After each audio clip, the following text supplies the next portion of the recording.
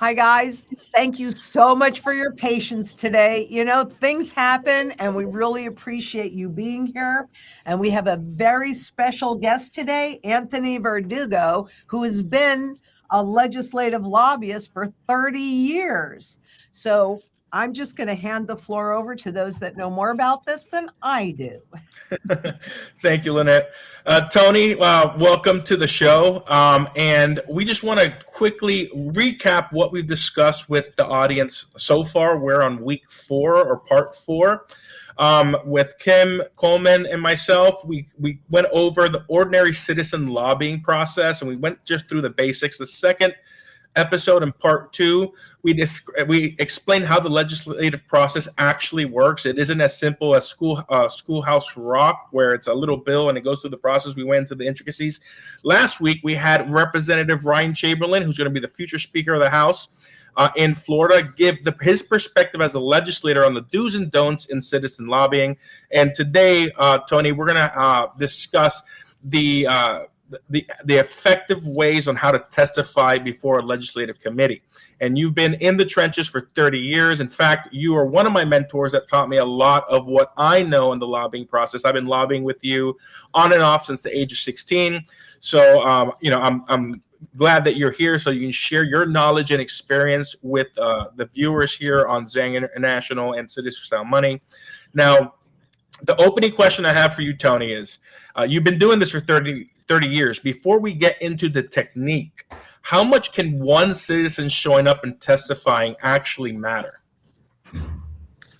First of all, thank you, Daniel, for having me on, and it's great to be on with Kim and Lynette. I will tell you that one person can make a difference. When we organize our citizens to go up to Tallahassee, for example, for Day at the Capitol, we tell them that their physical presence represents at least 5,000 voices. That's 5,000 other Floridians, in our case, in the state of Florida, who believe as this person does, but for a myriad of reasons cannot get up there to Tallahassee to testify. But one voice, one physical voice on the grounds of the Capitol represent 5,000 people, one individual. Now you multiply that times 100, you know, and you have 500,000 people that you're speaking for on any one bill or issue. Wow. Yeah, absolutely.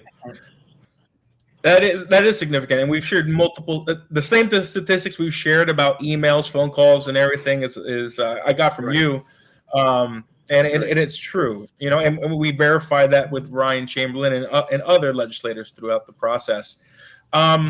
So the next thing is I want you, Tony, to demystify what it's like when you're in a committee hearing. Like what happens before hearings, who's sitting where, who actually controls the hearings, sponsor presentations, so forth, lobbyists, and just demystify the experience, because citizens go and they get super nervous. So what is actually happening in the committee process? Yeah, they do.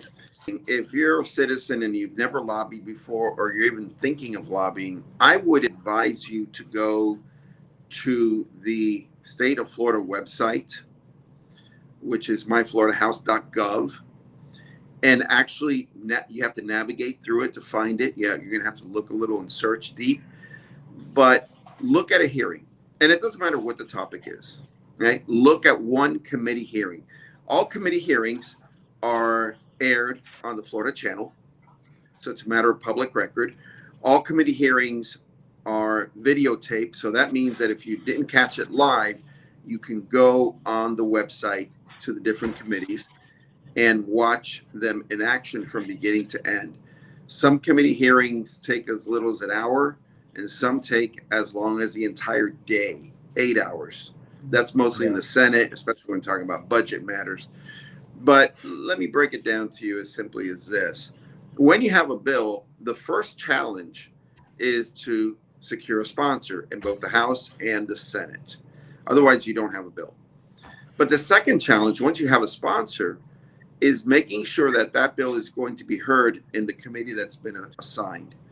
Because by law, every single bill that is filed by a sponsor has to be assigned 1, 2, 3, at least 2, but normally 3, 4 committees in both the House and then 3 or 4 committees in the Senate. Now, that's it. There's no other mandate, meaning that every bill does not need to be heard. That's where the lobbying process kicks in. That's kind of phase two. Like I say, phase one, assuming you've written something that's cohesive, that's understandable, that's legible, then you need to make sure you get a sponsor. That sponsor will run it through what they call the bill drafting, right? And bill drafting it's like a department, both in the House and the Senate, that cleans it up, puts in the right structure and right form, ready for official filing. But you have to have a sponsor to do that. And then you have to make sure that the committee hears a bill. How do you do that?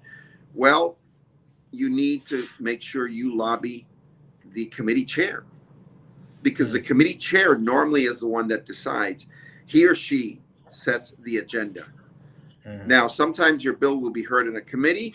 Sometimes it'll be heard in a subcommittee, which is a smaller version of a full committee.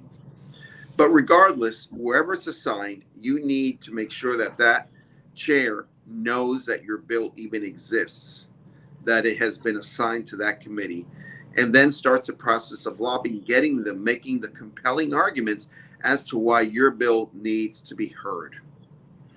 Because if it's not placed on the calendar, if it's not agended, as they call it, that's the term, then that committee of reference that bill will die in committee of reference. And you see a bunch of bills that die in committee. And it's not odd to see a bill die in the first committee. It can die along the process, anywhere along the process. It can die in the first committee, or it can die in the second, the third. That's the other thing that people don't understand. Just because it gets heard in one committee, it does not mean it's going to be heard in any other committee. In other words, this is not a process where the other committees are enjoined or mandated or required. Oh, that bill was heard, ABC bill was heard in the first committee, so that means we have to hear it. No. Every single step of the way, you start all over again. Well, So I think, once you convince, there, Tony, I think what's good for people to understand is the committees are designed to be subject area specific. So it's likely that the bill is going to be assigned to a committee that is in a space where you have, I want to put air quotes around expertise in that committee, not always, but, and every state's a little bit different. So, Utah, for instance, just has one committee on each side. So, and not to let that committee process be too intimidating, but even your sponsor, it's important that you pick the right sponsor, because your sponsor is going to have a lot of influence over that bill getting heard in the committee. Does he or she have a good relationship with the committee chair, such that the committee chair is going to make sure that his or her bill is agendized? And but even typically, the process usually it tries to be pretty fair. I think in most states, your committee chairs allow the process to work and try to get bills heard. But that's an important step, picking a good sponsor that is going to influence that committee to make sure it's on an agenda and not to be. Yeah. I would tell you that in picking the committee sponsor, if we want to go back to that step, you have to look at that track record of the committee sponsor. How successful are they? Because you're right, they need to have a good relationship, but that's harder to gauge. You're not going to find many representatives or senators, for that matter, who are going to say, oh, no, I don't have a good relationship with that chair. Right? They're all supposed to have good relationships with each other. Right? That's part of the whole process. And that includes among Republicans and Democrats. Right? Yeah, I was going to say the party may matter. Decorum, but that doesn't mean that they may have a good cordial relationship, but that's not what's going to move the bill. What's going to move the bill is whether that representative is being himself or herself, and they have that respect, they have that seniority. For example, I would not go to a first-year legislator to run my bill. If I can avoid it, I won't. Yeah. Now, that all depends, because maybe all you want to do is get the bill filed, and you want to be able to lobby on the bill and to educate the legislators. But that doesn't mean that you expect it to pass in year one. Yeah. And right. So at that point, it matters. And But, to that point, the sound money legislation, go ahead, sorry.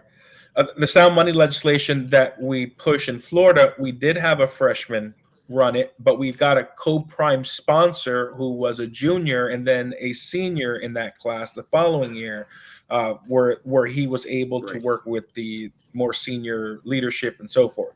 So if you do find a first year sponsor, make sure the co-prime, every state's different. In Florida, you can have a co-prime sponsor that runs the bill with the main sponsor. They work hand in hand, and they get that experience with the co-prime sponsor. Right. But again, that honestly, I know we went through that, and that's exactly what we did. That would not be my first objective. Agreed. My first objective is to be with someone who is senior. At least this is, imagine high school, right? You have freshman, sophomore, junior, senior. And legislators are there for 8 years. So the first 2 years, they're freshmen. Then they graduate to sophomore, then junior, then senior. You want at least a sophomore, someone who's been there a couple of years, has been able to build some relationships, right? Because we worked out well for us because we had a very good co-prime sponsor. But that's not always the case. And I'm not going to name names, but there are people in the legislature today who are very smart, very good, but don't have the relationships. And they can be co-prime sponsors, but they're not effective. So you have to get someone who has a really, really good track record to do it. And that takes time because you have to go and you have to look and investigate on the bills that they've been able to sponsor and actually get through. But you're right, Kim, it is subject matter. So if you have a bill, for example, that deals with taxes or with healthcare or education or animals, pets, you're going to have a different committee each time. Yeah. And some will be subcommittees, some will be full committees. Some will be, if the leadership wants a bill to pass, they normally will refer it to 2 committees. Yeah. That means leadership is really behind it. If you get assigned to 3 committees, it's a touch and go. It could go either way. If you get assigned to 4 committees, it's basically the graveyard. When I started, it was 6 committees. Some bills were assigned 6 committees. I'm talking about 20 years ago, mind you. I'm not talking about, but I'm talking about 20 years ago, back in 03, 04, 05, 06. I would see 6 committees of reference. 6. Now you don't have that anymore. 4 is now the equivalent of 6. But nevertheless, it doesn't matter because once your bill is filed, that gives you the excuse, if you will. That gives you the rationale to go into those meetings and educate the legislators. And once, this is all very strategic, by the way. So every single step has to be carefully thought through. So once you get your chair to agree to it, and by the way, sometimes it's not the chair, and sometimes it's not the subcommittee chair. Sometimes you have to talk to leadership directly. Yeah. Okay, let's be very honest about this. If we're going to be transparent, sometimes you have to speak to someone in leadership. And that could go as high as the Speaker of the House or the Senate President. Because, yes, the chairs set the agenda. But if there is legislation that leadership does not want to be heard, it will not be heard, period. Okay, in around 2007, there was a case, and I can say it now because it's public information, of a legislator, former state rep, who was a former mayor of the city of South Miami in Miami-Dade County, where I live.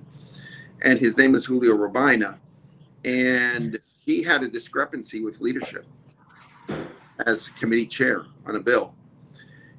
And he openly fought back. And leadership, mid-session, I kid you not, removed him as the chair of that committee.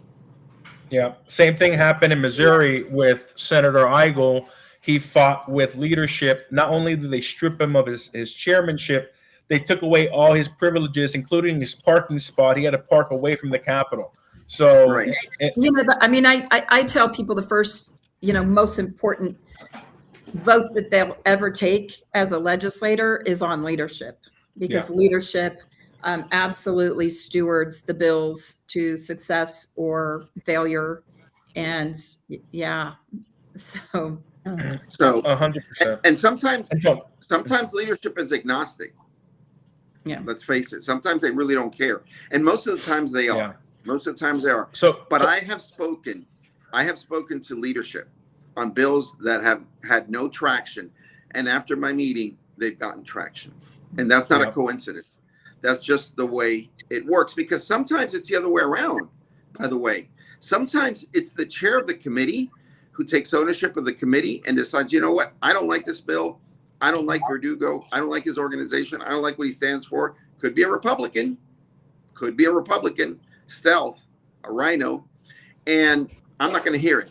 But then when Verdugo goes to speak to the Speaker of the House, and the Speaker says, let it go, then they let it go, and then it gets heard. That happened a couple of times on other bills that the Christian Family Coalition was pushing. That's right. So those are the different scenarios to just get to the point where you get to have the bill placed on the agenda. Once that happens, go ahead. So Tony, I think you were going to get there because once that happens, you get it heard. There is an actual hearing. What can somebody expect? Are there time limits? Speaker cards? Yeah. Right. Well, first of all, if you're fortunate enough to convince leadership, chair, both, either or, to put it on the agenda, that's a huge deal. That's a huge step in the right direction. Then you need to sit down with every member of the committee that you can reach. Now, in Florida, they don't give you much time for that, by the way, right? So it's always smart while you are lobbying to get your bill agendaed on the first committee of reference, it's always smart to simultaneously be speaking to other committee members. Why? I'll tell you why. Because one smart strategy in order to push leadership or to push the chair is to get other friendly allied members of that committee that you want to appear before to go ahead and co-sponsor your bill. Mm-hmm. Right? That's a strategy to build pressure. So if you have, let's say, a typical committee in Florida has 18 members, 6 Democrats, 12 Republicans, 2-1 in the House. I mean. Okay, so if you're out of those 12, you're gonna get 5, 6, 7 co-sponsors from that committee. Not just any co-sponsors sitting on that committee. That's huge. That will help push the bill so it gets heard. So that way you've already built that relationship. But if there's still others you haven't gotten to, then that's what you want to do. You want to make sure that you meet with the others and you line up their support. And the first step is, will you be a co-sponsor? No. Some will not co-sponsor. Some have that policy. Why? Because they're afraid of amendments that might get on the bill that they don't agree with. So they will either not co-sponsor or they'll co-sponsor on the floor of the House. They can do that. Even after the bill has been adopted and heard and deliberated and passed by the House, they can still add their name to the bill as a co-sponsor. So nevertheless, you get there, you need to bring people. You need to bring people that will join you. And ideally, a lot of folks think that sitting in the middle, right in front of the committee members on the first row, which, by the way, first row is reserved for elected officials who have their bills being heard before the committee, and it's reserved a lot of times, sometimes for media or other dignitaries. So it's really row 2 and backwards. You want to make sure that you actually spread out your supporters, that you don't have them all in one corner. That way it looks fuller. If you have 30 or 40 people in one section, the other section is going to be empty. The other thing that we advise also ideally is to bring stickers. Vote yes on, you fill in the blank, HB 123, right? And have the bill number, right? So it's ingrained in their mind, and have it at the very top, just like Daniel just did, so that it's visible, not only when you speak, but when you're sitting. That's the most important thing. You have 30, 40, 50 people there that have a sticker that says vote yes on 1, 2, 3. You know what? You're going to start looking to what is 1, 2, 3? Because that's another thing. Committee members don't always have full briefings before the committee meetings. There are subject matters or bills that they're more interested in than others. And by the way, just because someone sits on a committee does not make them an expert. What it means, at least in Florida, is that they want to sit on that committee, because when they get elected, one of the questions that they're asked is, what committees do you want to serve on? Are there any committees that you refuse to serve on? So they're given a lot of options. Doesn't mean they'll get it, but it means that it's already on the record at least. Yeah. And so it's important. Let me throw in a quick constitutional note here. You can wear that pin, that sticker, anything you want, your T-shirt.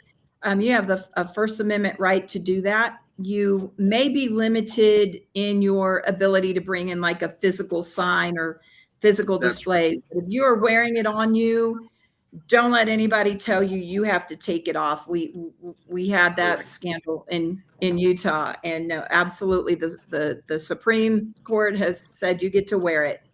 You get to wear it. And that's why I talk about, that's why I didn't talk about signs, because no, that's right. I don't know about other states, but in Florida, you absolutely cannot bring in any signs. You can have a sticker, you can have a button, T-shirt, yes, on your, as long as it's on your person. And same thing in Miami-Dade County, my home county. You can't go to a school board or county commission hearing with signs or billboards or anything like that. All right. So once you're there, you've got support. Now, a lot of times people come to these hearings to support you, but that doesn't mean they want to speak. So you've got your speakers and you have your non-speakers. You can use them both. That's fine, because you have these cards, speaker cards that Daniel was referring to, and you can fill it out, and it will give you the option of either speaking or not speaking. And you can go ahead and voluntarily say, you know, I am here in support, but no, I don't want to speak. They have that category, right? And you check that one off. If you wish to speak, you have another box that says you wish to speak. And your vote is still counted regardless. In fact, I will tell you, a lot of times, depending on how long the hearing is and how many bills they have to hear, they truly appreciate, they being the committee chair. By the way, the committee chair has a great weight of responsibility on him or her, because if they're given an hour or two or whatever time they're given for that committee hearing, they have to finish on time. Leadership is watching, everybody's looking at them, and it speaks to their effectiveness as a chair of a committee. And sometimes they will request extra time, but they have to, and then the leader will say or nay. But they really don't want to fall into that trap. They want to be able to show that they're effective and that they're efficient and they can control it, because they have a lot of discretion, chairs do. So let's say you want to speak. First of all, everybody's name is called, whether you speak or not, and they put them in different piles. So they say, you know, Daniel Diaz waves in support. That means Daniel didn't speak, but he waved his time in support, because that's a box he checked off. And other, you know, then you know, Kim's name is called. She wants to speak. You come up. Depending on the number of bills and the amount of time and where they're at, you may have 2 minutes, but then again, you may only have a minute and a half, or a minute, or even 30 seconds. Yes, I have seen that. Daniel has seen that also. 30 seconds. Yeah. So when you're going to speak, it's good to speak from the heart, but it's also good to have something written down. And it works for me. I'll tell you how, and I've been doing this as long as I've been doing it, but it works for me because I don't prepare a script where I just take the paper, come up to the podium and just read from the paper and never look up. I don't recommend that, right? What you want to do is when you go up, you present yourself. My name is Mary Smith from Ocala, Florida, and I'm here in support of HB 123. But you also have to be, before you do that, you acknowledge the chair, vice chair, members of the committee. So my name is so-and-so, because that shows that you practicing decorum, you're doing, you understand the whole process. And you will see a bunch of people do that before. Not everybody does it, and that's okay, but you want to be able to do it. You want to leave a good impression when you go up there. You want to acknowledge the chair, the vice chair. Some even acknowledge the minority chair, which is would be the Democrat. Members of the committee, I'm Anthony Verdugo with Christian Family Coalition Florida, and I'm here in support of HB 123. HB 123 will resolve this problem that we have, blah, blah, blah, blah, blah. Now, if I can say that in 30 seconds, they're going to be very, very grateful. because they're they're tight on time. A lot of times you have the 2 minutes and then you can go ahead and give your speech. But regardless, the point here is to make sure that when you go up there, you make a good impression with the legislators and you make compelling arguments. So what I do is I don't write a script, but if I want to cover certain points that I don't want to miss, I bullet point it, right? 1, 2, 3, the remarks. But I'll make sure that I talked about the fact that gold is a hedge against inflation.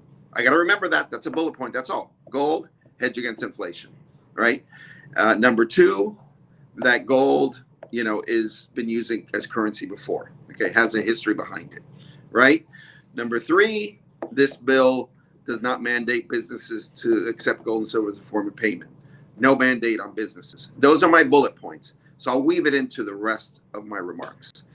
And I think that that's really the most effective way to do it. But that takes a lot of time, a lot of practice, right? That's why a lot of people go the first time and say, I just want to watch and see. I want to observe. I don't want to do anything. So you waive your time and support. That's okay. They will count it. And at the end of the day, if you've got 50 people, 25 spoke or 20 spoke, but 25 or 30 waived in support, that still counts. And they count that and they read it for the record.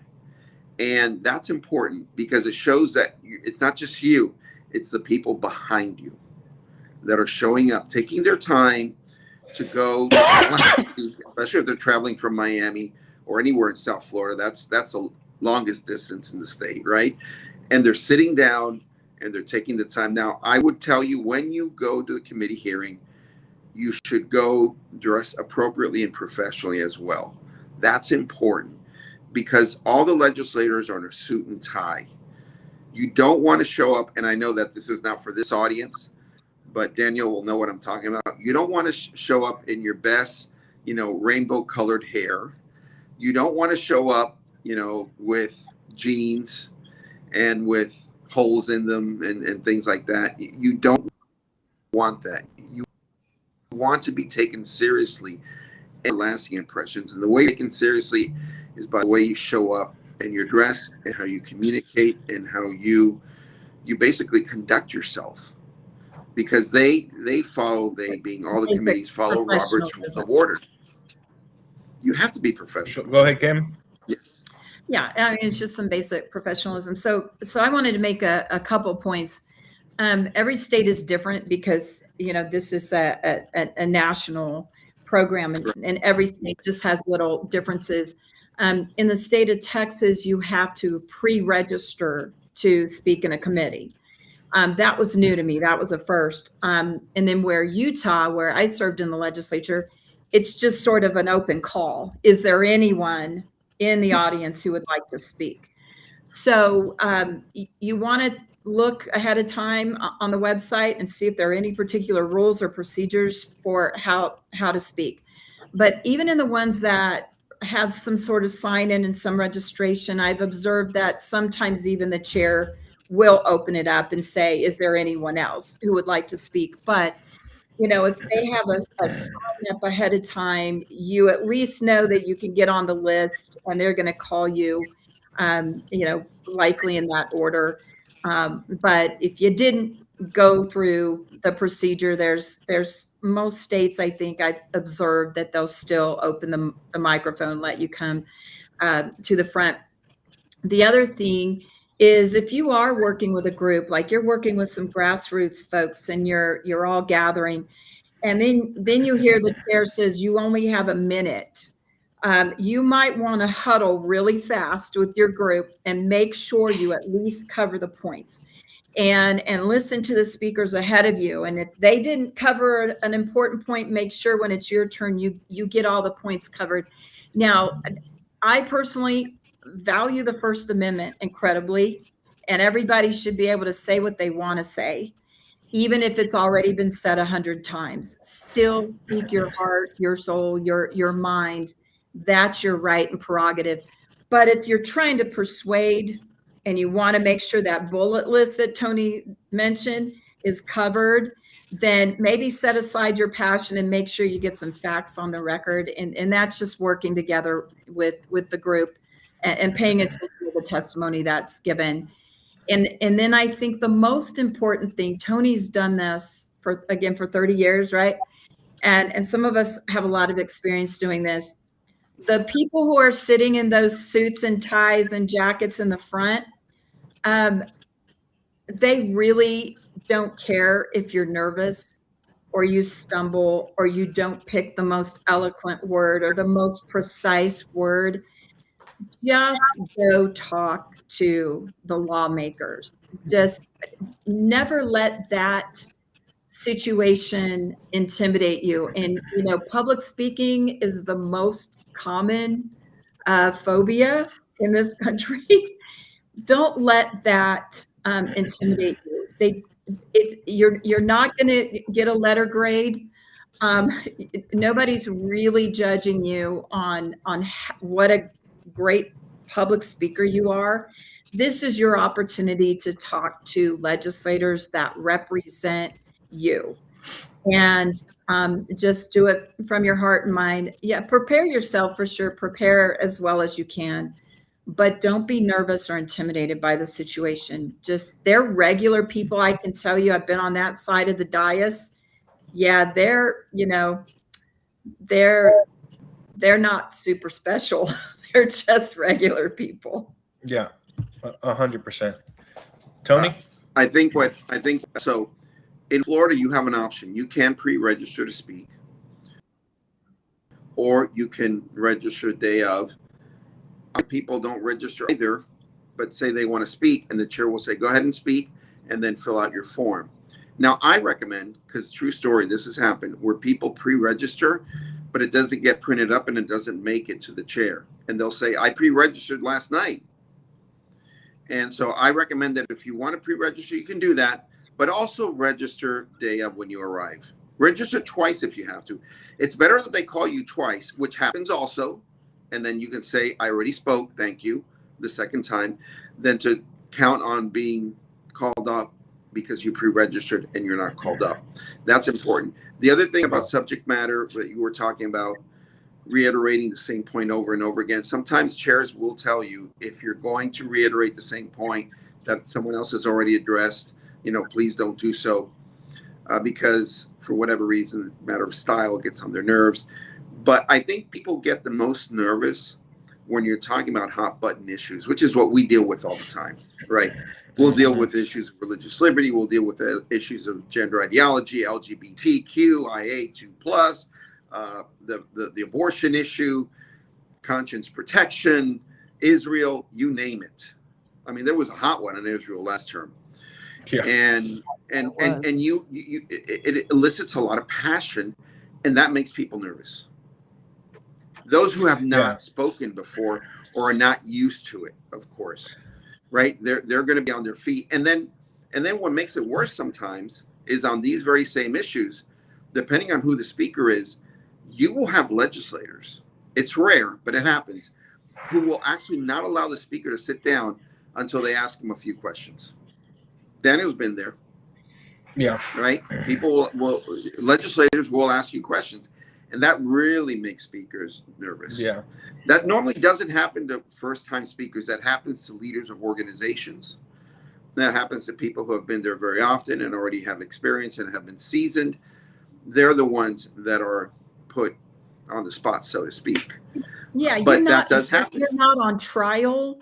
They're not interrogating you. And again, I think the professional lobbyists and companies and organizations might be asked a few more questions, but yes. Yeah, they're not going to attack a citizen that's there to just inform them and plead their case. So just don't let it intimidate you. The purpose of this program is to encourage everyone to be citizen lobbyists. Absolutely. And I agree with you. But they're also going to see some things sometimes that are unseemly. Unfortunately, it's just the way the process is and how it works. And you'll have, especially on the D side, on the minority side, in the state of Florida, that is, you will have elected officials on the committee who are extremely unprofessional, who will make sometimes very snide remarks about the position of an organization. That just happens. Yeah. And you can't help it. Now, is that a violation of decorum? Absolutely, it's a violation of decorum. Yes, 100%, 110%. Is the chair going to call the member on it? Probably not. Probably not. Probably not. But listen, you have to, and you do throughout time, you develop a thick skin. You have to develop a thick skin when you do this. You can't take it personal. Right. Tony, a good question just came up by Robert H4222. Is it worthwhile to take classes on public speaking at the local community college or join a group like Toastmasters? A well-spoken subject matter expert adds credibility to the message. I will tell you, if you have the time and the ability to do so, I would recommend it. Absolutely. And I'll tell you why. You're always going to learn something. You're going to learn 1, 2, 3 different things. You're going to get some useful tips. Kim was saying public speaking is a top phobia. Some people fear public speaking more than they do death. That I don't understand, but it's the truth. Yeah. Some people fear public speaking more than they do death. But you have to think of people, again, as Kim was saying, as just normal citizens. That's what they are. When they're back in their district and they go shopping at Publix or wherever they go shopping, like everyone else, they don't get any special type of treatment. No. The difference is that they were elected to the position. But yes, masters, I do encourage any type of public speaking course.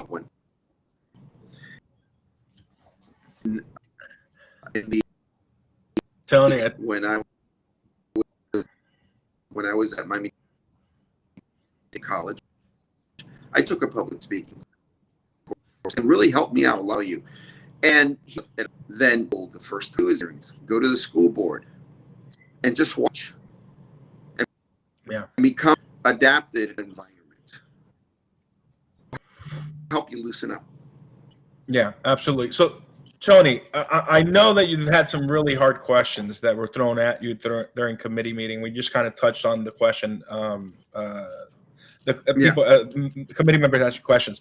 What would you say was the toughest question you received from a committee, and how did you handle it? So I know something recently too, as recent as last year. But what would you say was the toughest question? How would you coach people to handle some type of lack of decorum from a member of the committee? A lack of decorum from a member of the committee does not give you license to engage in a lack of decorum. That's the first thing I would say. Right. You always have to take the high road for 2 reasons. One is for yourself. You're going to look good. But at the same time, that contrast is going to make the legislator look worse. Not bad, but worse. So I was speaking to Daniel's point on a DEI bill. That's diversity, equity, and inclusion, or didn't earn it. And I was speaking in support of the bill, which, by the way, passed inside the governor. I think it's being deliberated in the courts right now. And for me, I had a couple of legislators, Senator Jason Pizzo being one, and the other was Senator Chevron Jones, who peppered me with questions. And I mean, I would have to really go back in my mind now to remember exactly what it is that was the toughest. Normally, the toughest questions are, give me an example, right? That might seem simple, but if you have not prepared beyond surface preparation for the bill, then you're going to get caught off guard. Yeah. So one thing that legislators appreciate is the fact that when you come in, you thought this through. So if you want to have a bill to, put a lock on a door, I'm just using a silly example, you have to show them why there was an incident or incidents in the state of Florida where people just walked into that room because the door was not locked. And you have to give them concrete examples of that. And then how your bill addresses that problem and how your bill would resolve that. Because a lot of times bills fall short. And the reason they fall short is because sponsors, legislators don't want to ask for too much too soon. So they'll try to just use incrementalism and then maybe amend it along the process, or just wait till the following year to add more to it. So the toughest question is that, give me an example. And a lot of times we have an example of something that happened in California or in Utah or in Texas. No, they need to be Florida examples. They're not taking it seriously.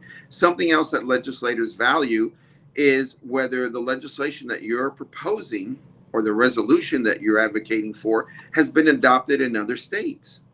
And there, I look to not only red states, I look to blue states. If I've got a bill that has been adopted in both blue and red states, wow, that's a winner. That's a winner, because then it shows that there's no real justification for partisan bickering on it. And a great example is that is the gold and silver bill. We had like 10, 12 states that had already adopted it. I can't recall any that were blue per se, but the point is that this was not our first rodeo. This was not the first time it was being heard by a legislature in the United States.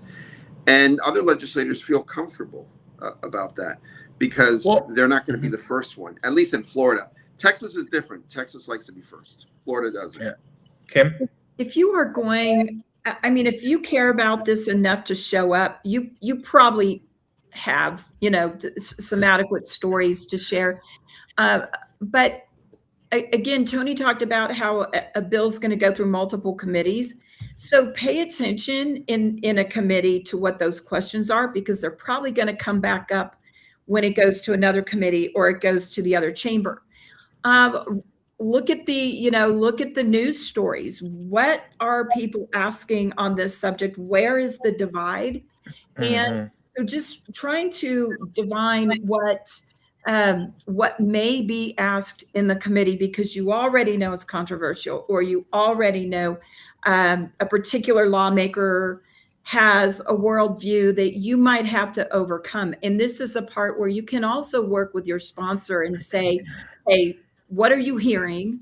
Are the concerns that I need to address in my testimony? And likely he or she's going to also address those in their presentations, but to just kind of know what might come at you in committee and just be ready for that. But again, you're not going to be interrogated. It's really mostly you sharing information that you just want them to know and consider. But yeah, kind of pay attention to that and know those same questions are probably going to come up again. Yeah. And to build up on this point, Tony, what is something you've watched a citizen activist do where you immediately thought they just hurt their own cause? Good question. Insulting a legislator on the dais. Yeah. What was that? I didn't hear that. What was that? Insulting, offending the legislators. Well, yeah, and you get that a lot from the left. In Florida. Okay. So in Florida is a red state. Tony,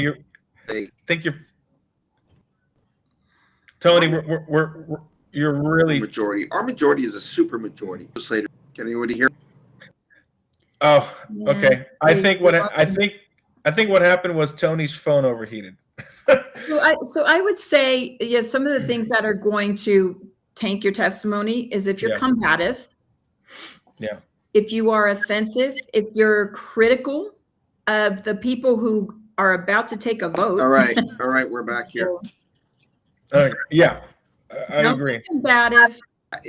What happens is legislators. Can you all hear me? Yeah, we can hear you, Tony. Legislators don't like to be disrespected, just like anyone else, and don't like to be talked down to.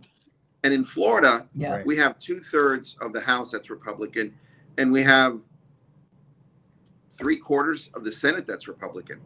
Why am I saying all of this? Because Democrats get really, really testy about that. They get frustrated. So Democratic speakers come up and they'll just yell at legislators or talk down to them, right? Or right out and out insult them. Yeah, and that never goes well. That's not. That never doesn't go well for committee members who do that, right? And insult, not directly but indirectly insult the supporters of a bill or the opponents of a bill. Yeah. 100%. So you got to keep your cool. You also don't need Yeah, don't get combative. You also don't need hyperbole. You don't need to bring in the most exaggerated and hyperbolic example. Just tell your stories. Tell your examples. Tell them how a bill is going to affect your life, your family, your community, your business. They just want to hear it. They're there. You're not wasting their time. They understand that's their role, is to hear from you and to make informed decisions. So, yeah, just kind of try to keep it down on, don't be combative, be respectful.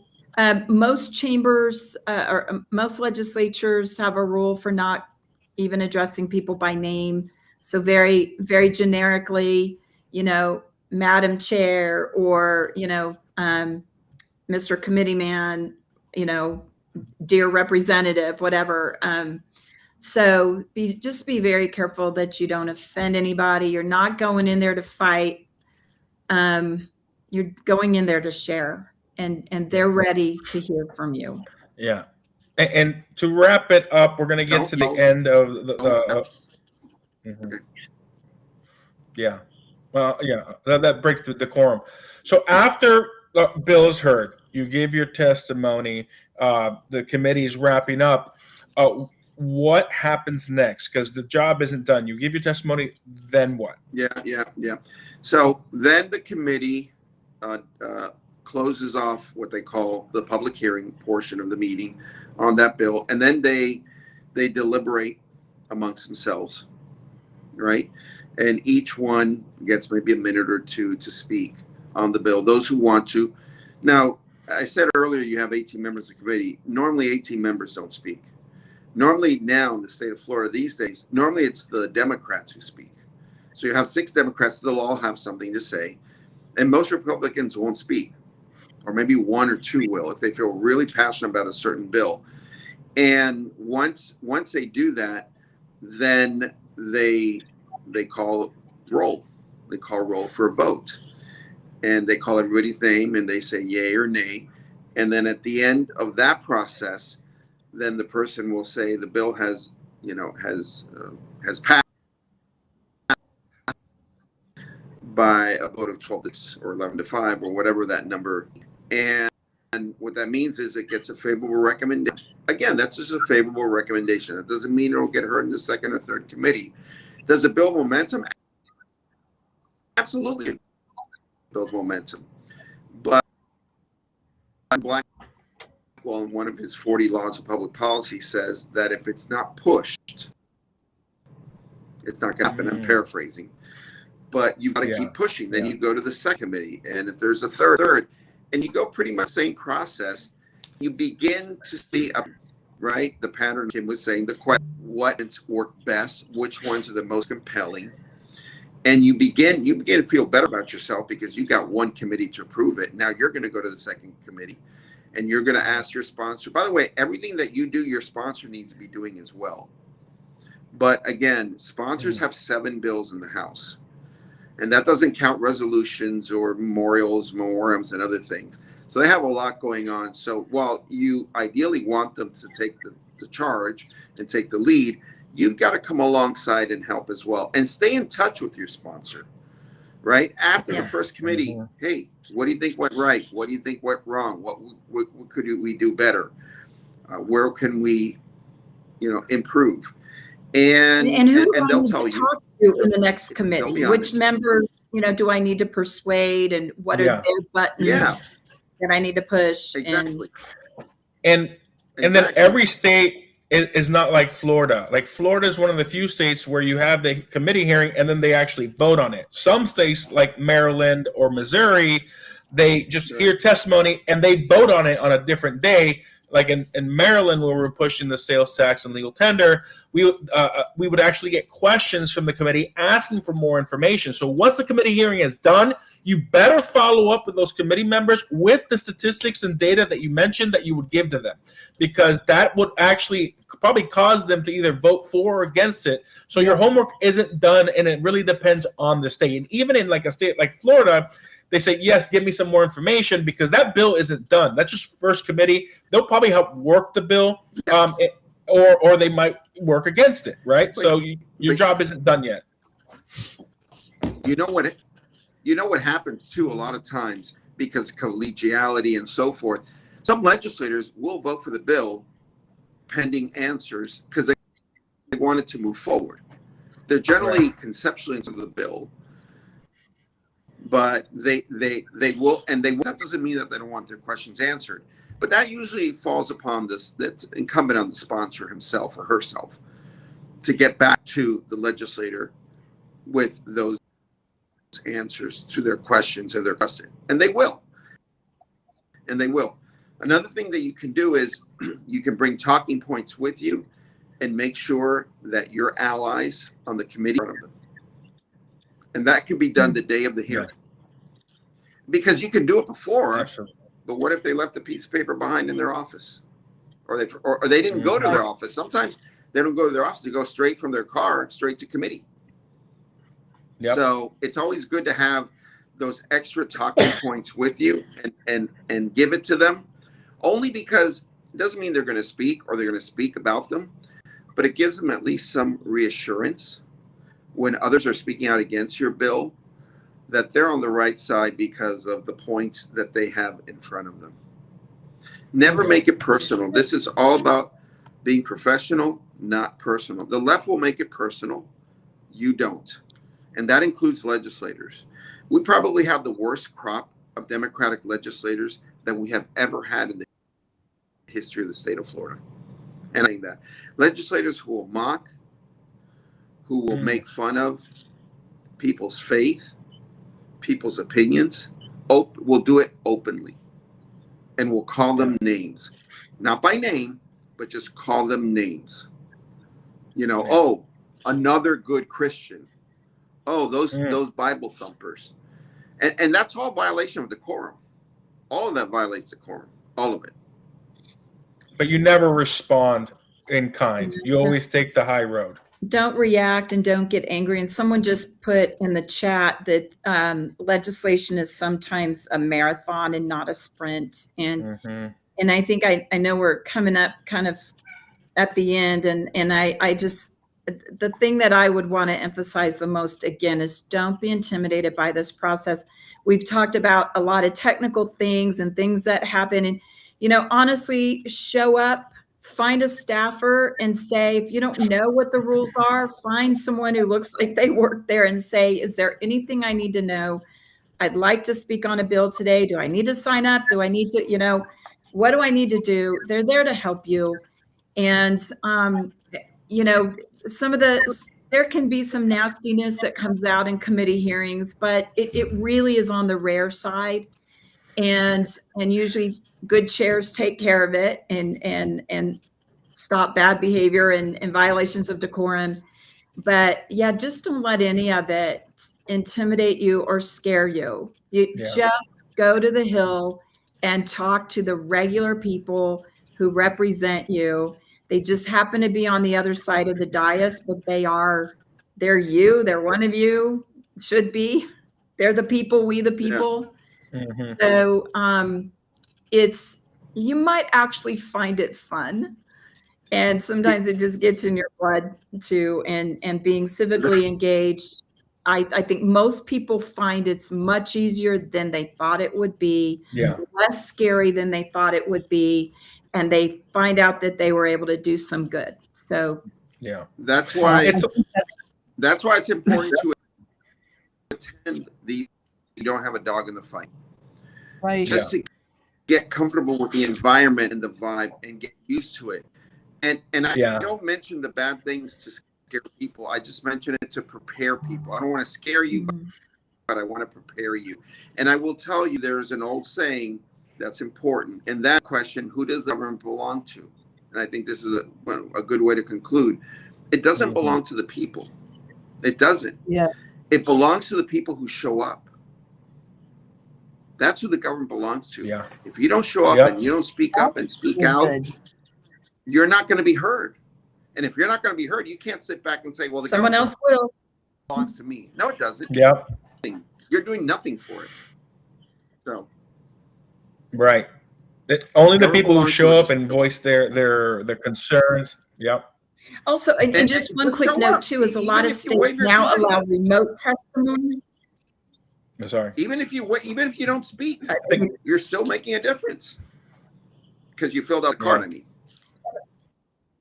Yeah. And a lot of states now do allow remote testimony. So if you That's good. can't make it to Capitol Hill, it's too far away, doesn't work with your work schedule, a lot of times you can just do it remotely. Mhm. Yep. Good. 100%. Well, an hour goes by so fast. And thank you all for having patience with our bit of technical difficulties in the beginning. But Tony, thank you so much for coming here and helping us understand Thank really how we can make a difference. Because I think that's all of our Yeah. job, is to make a positive difference in this world. And boy, what we're fighting for, sound money, I Mhm. can't really think of a better reason to get out there and fight. absolutely. 100%. So thank you so much for Kim and Daniel for showing up again today. And thank you guys for watching and showing up today. And, I love it. Government belongs to those who show up. We've shown up here. Let's show up there. And until next we meet, Great. please, wherever you are in this world, please be safe out there. Bye-bye. All right. Take care.